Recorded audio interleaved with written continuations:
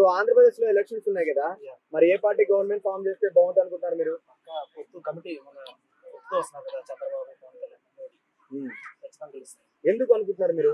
ఎందుకంటే గత 5 సంవత్సరాలు చూసుకున్నట్టయితే అసలు ఏమి డెవలప్మెంట్ కానీ ఏమైనా జాబ్లు కానీ మెగా డిఎస్సీ కానీ ఏం లేదు. ఖచ్చితంగా ఈసారి మాత్రం వీళ్ళు వస్తే మంచి జరుగుతుంది, జాబ్లు వస్తాయి, మెగా డిఎస్సీ గట్టి నమ్మకం.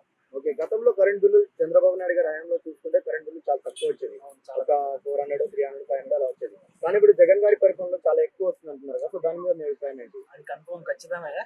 ఇంతకుముందు మేము ఉన్నప్పుడు నేను ఇప్పుడు దాకా ఆడే ఉన్నాను, రీసెంట్ గా వచ్చాను. అయితే ఇంతకుముందు చూసుకుంటే లాస్ట్ బిఫోర్ 5 years బిఫోర్ అయితే కరెంట్ బిల్ చాలా తక్కువ వచ్చేది. ఇప్పుడు చూసుకున్నట్టయితే అసలు కట్టలేని పరిస్థితి, ప్రతి ఒక్కరు చాలా ఇబ్బందులు పడుతున్నారు. ఇప్పుడు వాలంటీర్లు ఓకే, సో వాలంటరీ వ్యవస్థని బానిసలో వాడుకొని 5,000 ఇచ్చారు జీతంగా సో జగన్ గారు. సో తర్వాత చంద్రబాబు నాయుడు గారు పవన్ కళ్యాణ్ ఏమంటున్నారంటే వాళ్ళు 10,000 ఇచ్చి ఆదుకుంటామని చెప్తున్నారు కదా, సో దాని మీద మీ అభిప్రాయం ఏంటి? 5,000 జీతం ఇచ్చి చేస్తున్నాడు జగన్, కానీ మంచి పనే, కానీ అసలు వాళ్ళకి సరిపోయిన పరిస్థితి, అది ఇంట్లో గడవని పరిస్థితులు. అదే ఇప్పుడు దాన్ని వాళ్ళని తీసేయకుండా వాళ్ళకి పరిస్థితి ఇప్పుడు చూసి అదే ఒక 5,000 పెంచి 10,000 పెట్టి ఇస్తున్నాడు, చాలా మంచి పని.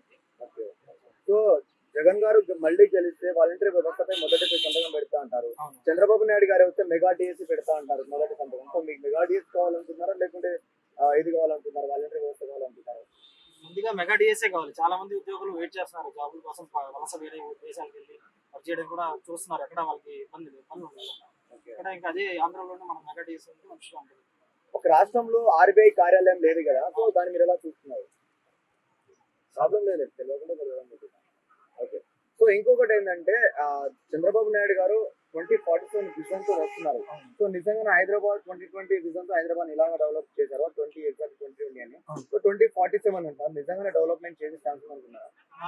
ఖచ్చితంగా చేస్తారు. అంటే హైదరాబాద్ అంత కాకపోయినా పర్లేదు, చేయగలరు. ఇంకా ముందుంటే ఇంకా ముందు ఖచ్చితంగా చేయగలరు. ఓకే, బాబు గారు పెట్టిన సూపర్ 6 పథకాలు మీకు ఎలా అనిపించాయి? సూపర్, బ్రహ్మాండంగా ఉన్నాయి. ఖచ్చితంగా ఫామ్ అయ్యి. లాస్ట్ ఒక క్వశ్చన్ బ్రో, సో రీసెంట్ గా జగన్ గారిపై రాయి దాడి జరిగింది కదా, సో దాన్ని మీరు ఎలా చూస్తున్నారు? ఒకసారి కూడి పెట్టి ఇప్పుడు రాయి, ఇంకొకసారి ఇంకో గాడి ఏదో వస్తుంటాయి అంతే తప్ప అంత డ్రామాలే. దాని డ్రామాలకి ఈ ప్రజలు ఎవరు నమ్మరు. ఖచ్చితంగా ఈసారి గెలిచేది కొత్త జగన్ వస్తారు, తీస్తారు.